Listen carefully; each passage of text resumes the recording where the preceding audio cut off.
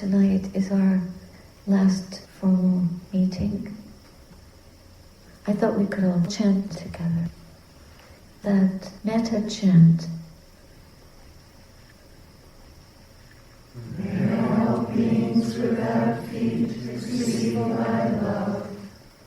May all beings with 2 feet receive my love.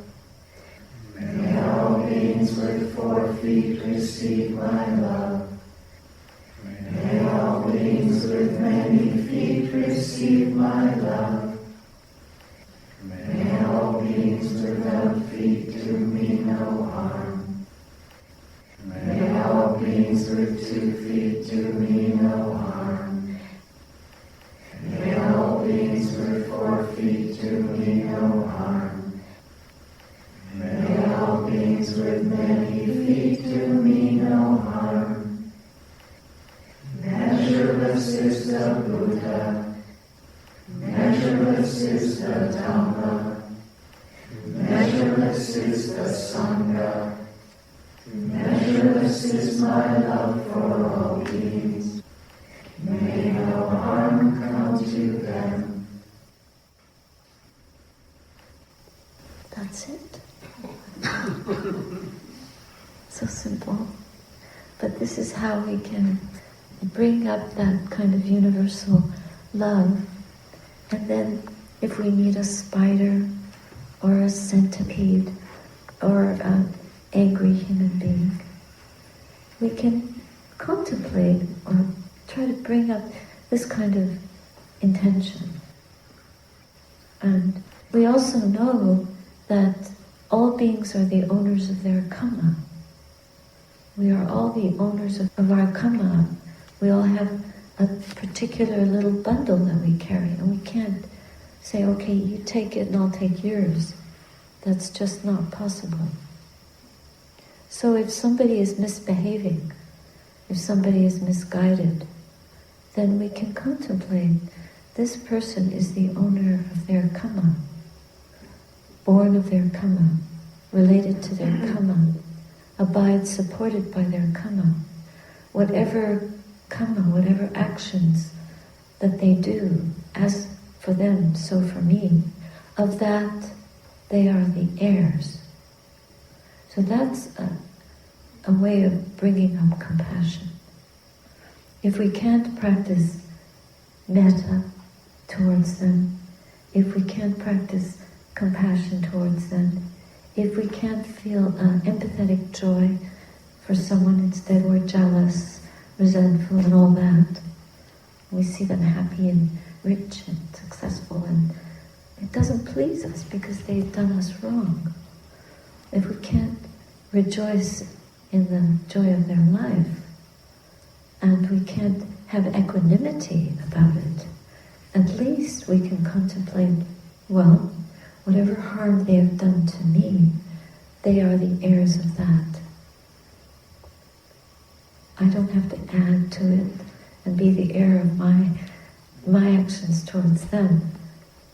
If they're unskillful, I will have to also hold that poison in here and somehow clear it. They can't clear mine and I can't clear theirs. And of course, this kind of mental disease, it's not easy to undo what has been done. Through forgiveness and through awareness and through conscientiousness not to repeat and reenact in those ways, even through attitudes. That's why we chant those sublime attitudes. They're sublime abidings. They're sublime ways of developing an attitude. But the easiest one is an attitude of gratitude. That we can do. Really? Be grateful when someone's mean? Yeah, because it's a teacher. It's a teaching. Okay, now we have a harder teacher, a more challenging teacher. And we can do that in a friendly way. Instead of being bitter and upset or frightened by this painful energy that we're having to experience because we're blaming someone else's action But we don't know our history. We don't know in past lives, many long ago or recently, or even this life. We may not remember, or we may not remember from long ago what we have done to this particular being who was in a different form. Could have been our mom, could have been our son, could have been our boss, our relative, anything. Could have been a stray dog that we kicked or mistreated. We just don't know. And because we don't know, we have to do the best we can, understanding that, realizing, accepting, taking up this. It's true that this is a law of karma. The Buddha is not making up something. These things really have a truth in them. And once we get a handle on that, that can help us to face whatever difficulties arise with wisdom and with a contemplative attitude. So we bring up what supports the way of not picking up the poisons, but instead deflecting the anger in the best way we can, or at least preventing a detrimental response, a harmful response, even in the mind. Of course, that takes a lot of mindfulness. There's a very sweet sutta in the Anguttara Nikaya. It's in the Book of Threes, 3 things, and they're easy to remember, 1, 2, 3. There's so much written about how to handle anger. But this is a nice simile, and I'll just read it to you. And of course the Buddha was usually addressing the monks' community that lived with him, but there were also lay guests who would come in the evening and sit and visit and listen. Monks, there are these 3 types of individuals to be found existing in the world. Which 3? An individual like an inscription in rock, an individual like an inscription in soil, and an individual like an inscription in water. So, we might be one of these. And sometimes we're going to be one, sometimes the other, sometimes the third, because it changes with conditions we find ourselves in, and how much Dhamma we've used, or been able to use, develop, cultivate, train with, to help us. And how is an individual like an inscription in rock? There is the case where a certain individual is often angered, and his anger stays with him a long time. Just as an inscription in rock is not quickly effaced by wind or water and lasts a long time. In the same way, an individual is often angered like an inscription in rock, and his anger stays with him for a long time. And this is called an individual who is like an inscription in rock. And we can reflect in our life when maybe we've experienced this, how we've gotten angry and the anger has stayed with us for a long time and we just can't shake it. We just can't break it up. We can't dissolve it. We can't let it go. We can't forgive. And how painful is that? And then whoever we meet will be the object. We're very, very likely to project that anger outwardly. Instead of doing what the Buddha did to that big elephant, Nalagiri, the mad elephant, that through the projecting that stream of mettā, very powerful, from an enlightened, from a Buddha, no less. What a lucky elephant.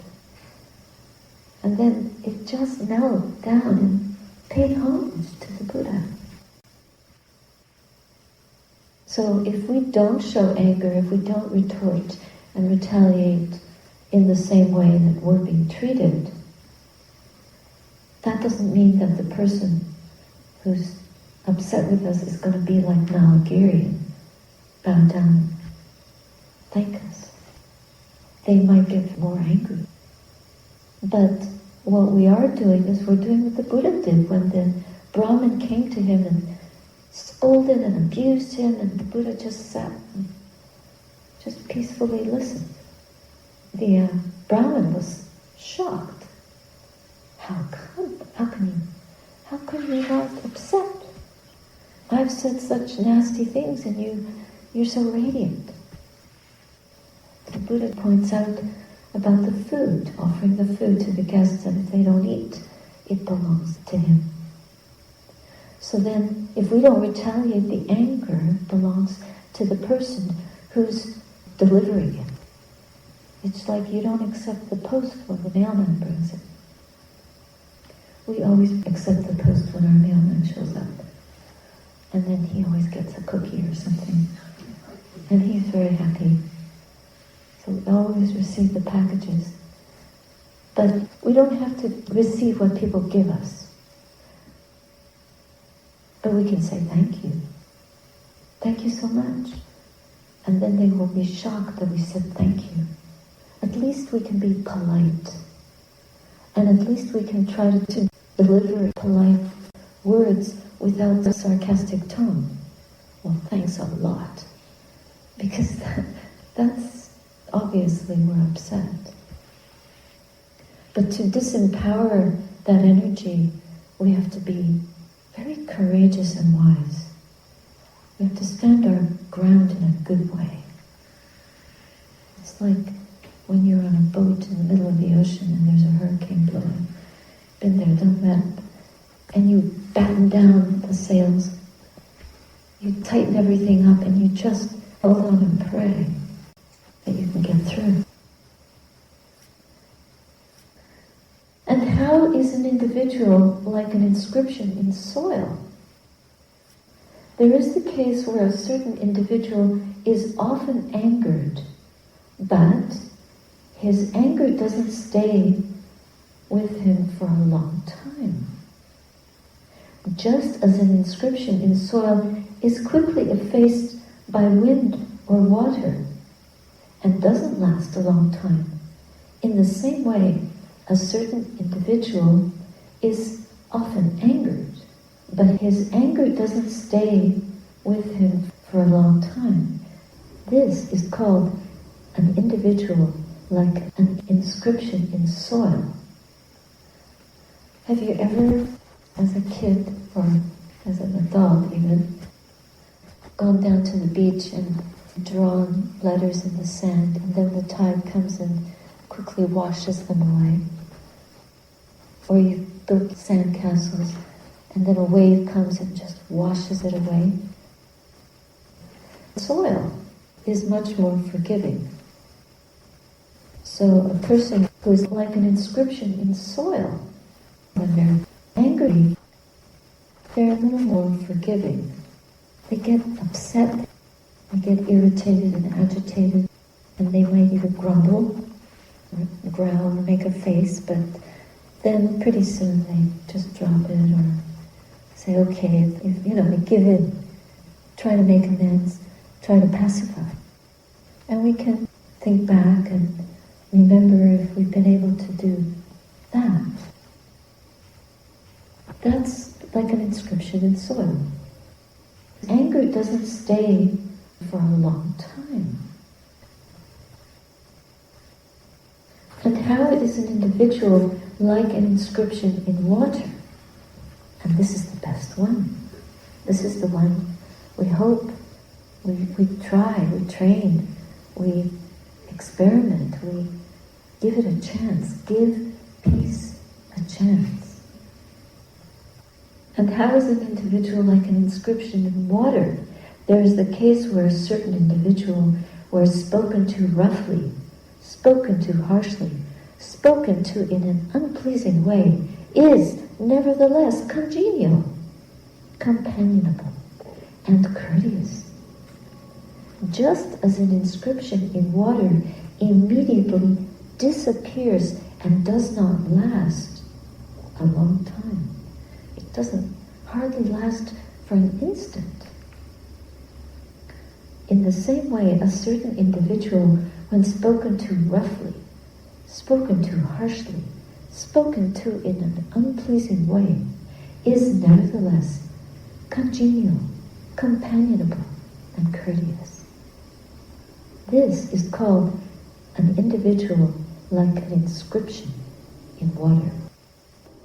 Companionable, courteous, and his anger does not last for a long time. Because he's like an inscription in water.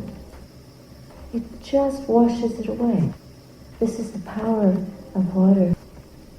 It's a wonderful element. Of course, we wash our hands, we bathe, we wash dishes, clothes. Water is a cleansing agent. It's also a binding agent because it melds things together. It unites. When you soak things in water, they all get soaked together. Even the dirtiest thing is washed with the cleanest thing. They both come out looking clean. And so here, both sides benefit. The person who expressed anger and the person who received it. If there's kindness and if there's forgiveness, then immediately it's resolved. Immediately some kind of reconciliation can happen. And we can get into conflicts over the most foolish things, over innuendos in speech, or mild gestures of dissatisfaction. People can get insulted, take it the wrong way. Look at email communications, how easily we misunderstand words that are fixed, that we don't hear the tone in which they're spoken. We can easily jump to conclusions and get into a fit. But then, if we pause and think, well, it's an email, maybe I'm misunderstanding, then very quickly our temper will dissipate and we'll see the goodness and remember all the good qualities of that person and strive to reconcile in the heart and not hold that. Then we are like an inscription in water. Our behavior is commendable. We're bringing friendliness, kindness, goodness, lovingness. This is the path, is to quickly let go that which feels painful, unjust, unfair, whatever it is, however it might appear. It's just an appearance, it's just a moment. What kind of Dhamma can we bring to that? Well, forgiveness, loving kindness, compassion. Again, always remembering that we are the owners of our karma and everyone else is the same. We're all striving, we're struggling, we're inclining towards the best, the highest. Not to remain at the lower levels of human interaction. We want to rise above worldly conflicts and misunderstandings and spread more peace and non-conflict in this world. So we have to quickly disarm the ammunition that has been laid down over lifetimes in the heart.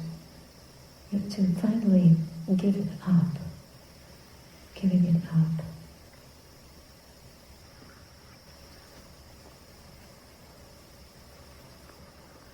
So there are 4 ways that we can give up these unwholesome ways of being, ways of speaking, ways of thinking. And how do we give up unwholesome action and speech? We try to be more like the water element, which is easily washes things away. And we practice mettā karuna, loving kindness and compassion. And of course, the rejoicing and developing equanimity within us.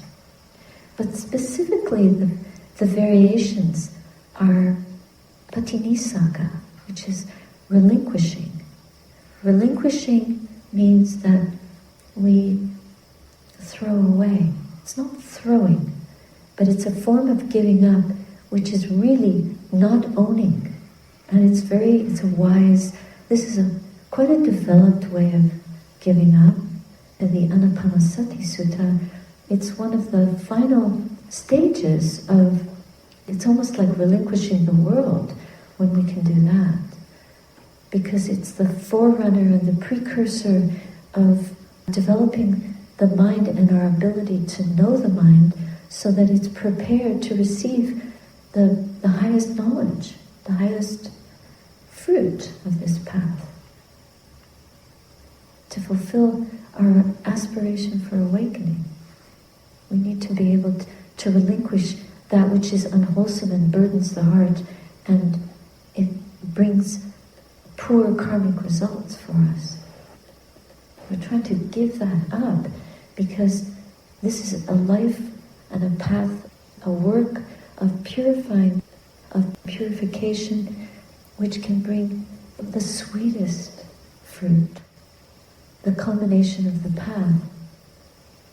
So why would we risk losing that? So this is a kind of giving up that comes through really highly evolved wisdom. And those of us that come to practice in this way, there must be quite a bit of wisdom there, just to be here and do this kind of work in these conditions.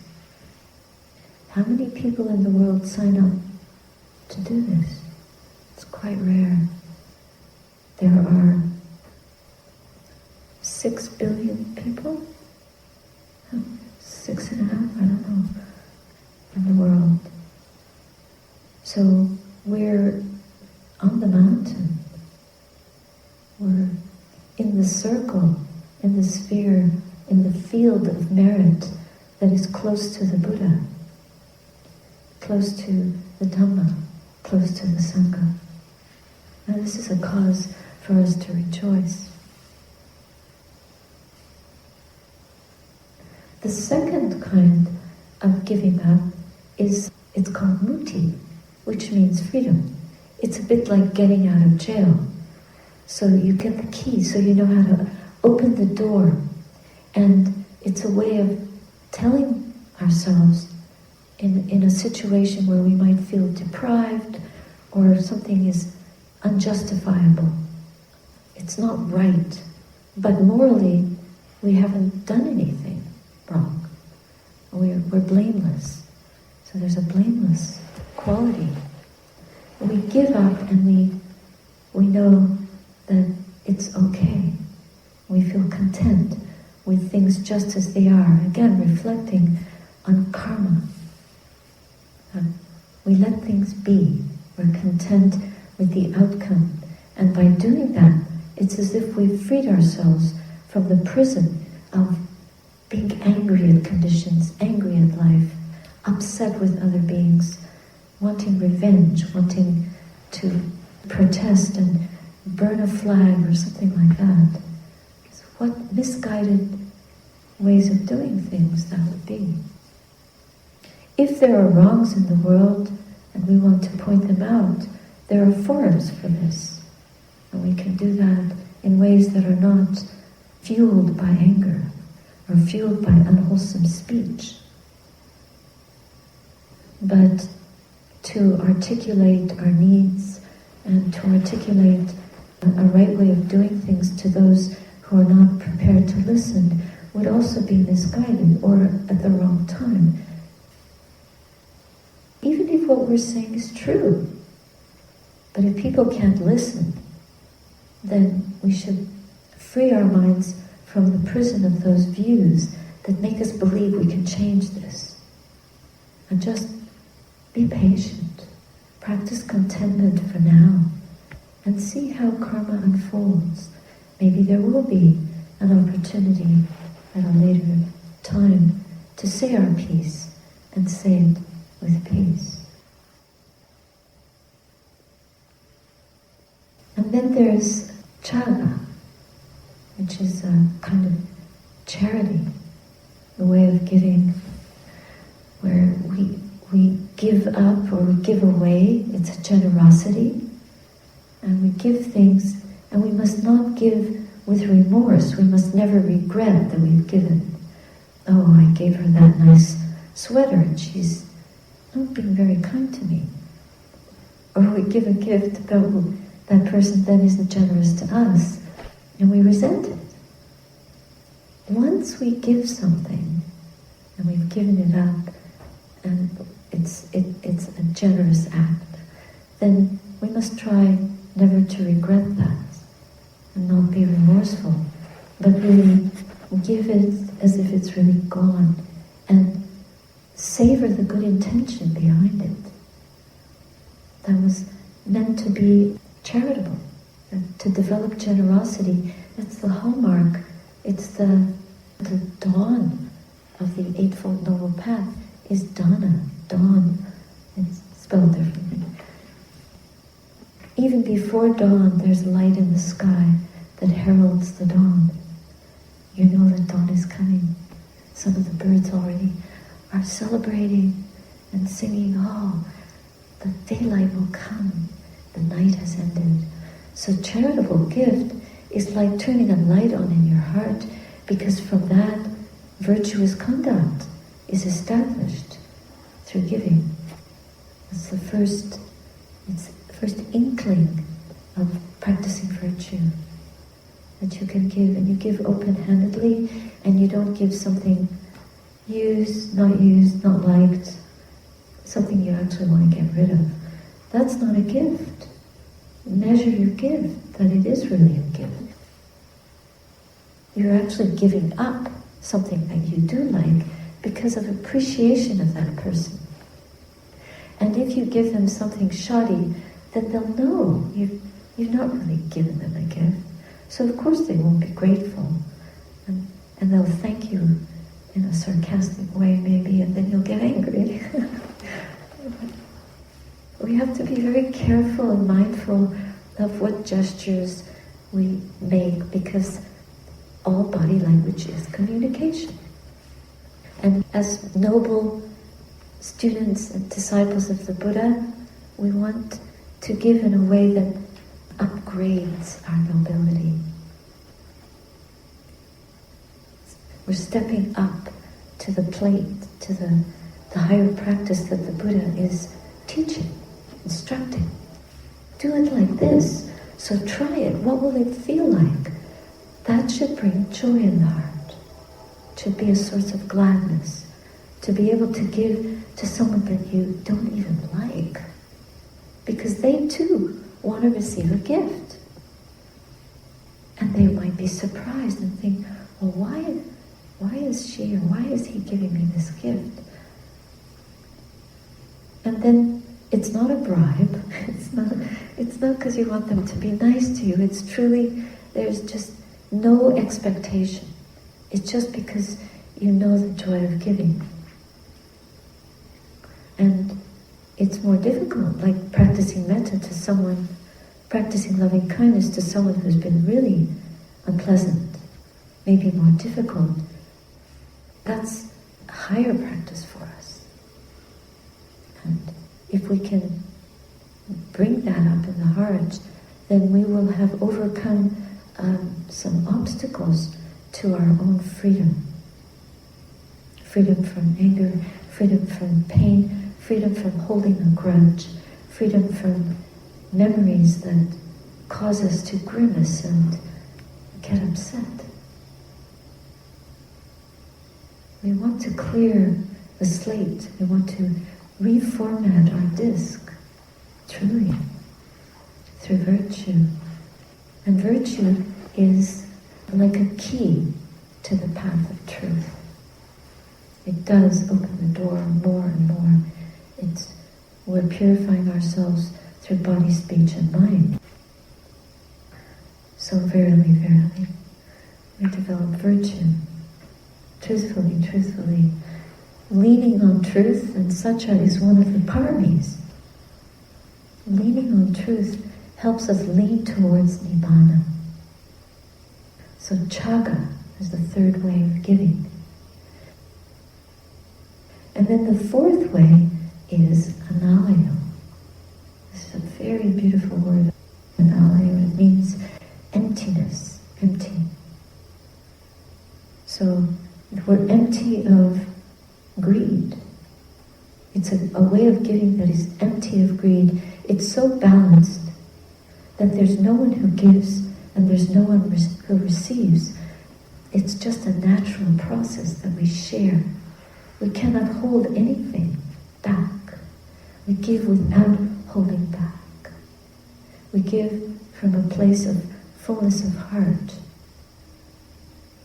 It's an uplifted, it's a sublime form of generosity. And it has within it a relinquishment, but there's no need to abandon because there's an emptiness within us. An emptiness that is full of the Dhamma. The Buddha is resting within us day in and day out. We rejoice to be able to share what we have. It's rare for this. It takes quite a lot of maturity and depth. A depth going down to the noble depths. It's dwelling with the intrinsic emptiness of the Dhamma without plundering its mystery with our concepts. So this is how we practice analayo. And the image is of a bird sitting on the branch of a tree high up in the forest, little bird, and it has its claws on the tree branch. But it's not gripping the tree, it's just perfectly balanced there. And if a great wind comes, it knows that it can hold a little tighter, but otherwise it's perfectly poised. And it receives the four elements in space, it receives the sounds of the forest, the movements of the tree, and it just balances there perfectly in the air at a height. So this is the practice at the heights of the path. We have more balance, more equanimity. We're able to receive whatever is given to us without fear, without anger, without worry. There is nothing. There is no inscription at all. We are empty because we're not holding anything. And we own nothing. So naturally, whatever we have is available for other people. It's available to share. Others might think we're poor, but we're actually rich because we have no need to own anything. My teacher in India was like that, which is why when I went in that time to ask the questions, and I was so struck by the peace in his presence that I was speechless. He was so empty. There was such a peace. It was like thunder in my heart. Beautiful thunder. Very clarifying. Those are 4 ways of giving or giving up.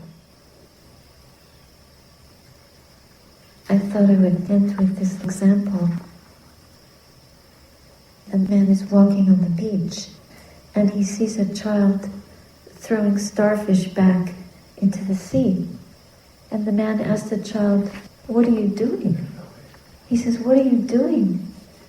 And the child says, "I'm throwing the starfish back in the sea." And he takes the starfish and throws it back. And the man says, "Well, that won't make any difference." And the child said, "It'll make a difference to this one."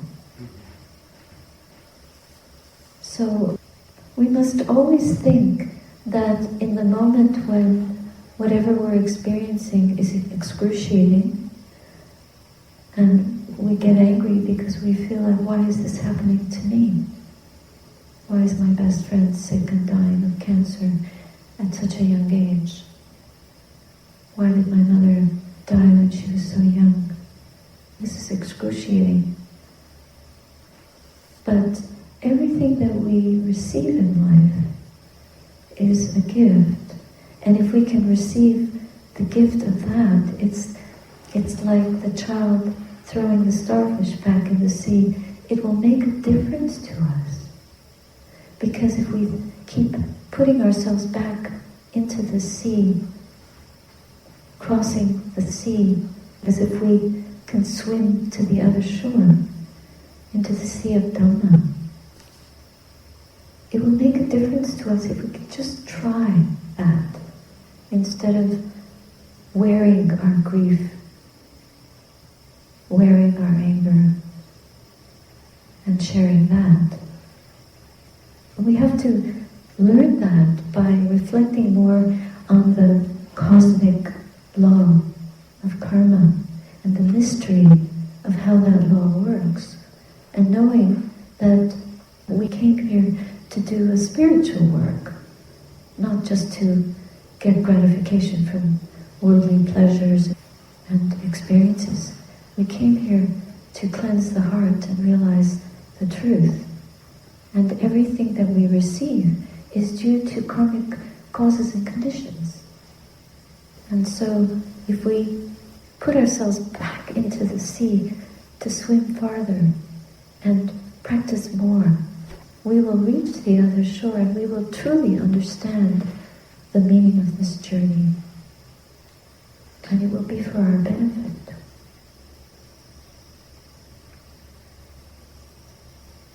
It's a beautiful thing. Even the greatest pains, they may seem too cruel. But if we can bear them, then from that there will be some teaching that comes. From that, we have to trust so much. So, do the best we can while we have a chance, and keep trying out what the Buddha taught rather than thinking we know better, because that doesn't work. We can be humble and polish the back of the Buddha. Putting gold leaf on the Buddha's statues, it's a sign of merit. And most people come and put it on the front, so everyone can see the merit they've made. But there was someone who was putting the gold leaf on the back of the Buddha, where no one could see. And that was an act of humility. We want people to tell us that we're good, you're a good man, or whatever. But what if nobody said anything, but we ourselves know how we are? We know that we're trying our very best. We know that we're working hard, making an effort, and practicing well, and that we intend well, and we're learning. We give ourselves a chance. We know that, and we can feel the goodness of that. And even if people don't appreciate it, it doesn't matter. Karma takes its course. When I left New Zealand, I lived in very beautiful conditions, on the ocean, in a little dwelling, alone, with supporters coming and feeding me, pretty much. It got better in the end. In fact, it got so good I started to wonder, these conditions are so very good for my practice, but something was missing. I was quite isolated, and I felt like there was more that I could do. But I was scared. I thought, there's something wrong with me, I'm just being critical mind, restless mind. But this kept nagging me for months. And finally, I started asking for a sign. I say to my teacher in my heart, I don't know what to do anymore. Should I stay or should I go? And I was really hoping there would be no sign, because I think inside I knew that I had to go, but I didn't want to do it because I had no system to support me, and where would I go and how would I get there and all the rest of it. It was sunset and there were shadows on the beach already, but you could still see the turquoise Pāua shining a little bit in the sand from time to time. And usually on that beach, because the waves were very powerful, the Pāua shells would break. They would come broken, big ones. And I would collect them and make a little garden on my steps leading up to my kuti. So I saw this turquoise shiny in the shadows of the ebbing sun. And I thought, Pāua. I couldn't see where it was. I would just reach down and pick up a bunch of sand and think, well, I'll get it because it's probably a big piece. And in my hand was this tiniest little Pāua shell I'd ever seen. And it was whole. It was unbroken. And I thought, that is a miracle. How could that happen? How could I even find it? The sand was dark. And how could it shine enough for me to even find it? And then it's not broken. It's in one piece. And then it hit me. That's me. Not a starfish. That's me. I'm going to throw myself back into the ocean like this shell. And I'm going to land in one piece. I went back to my kuti and I started packing. Started I'll give this to so-and-so and this to so-and-so. And within 3 or 4 months, I was gone. It was the sign to go, to give back, to come back to Canada eventually, and give back. So I have great joy that the little shell brought me here. I still have it. And I could be with all of you. Thank you for listening. Andamayam Dhamma Kadaya Sadi Karanda Dhamma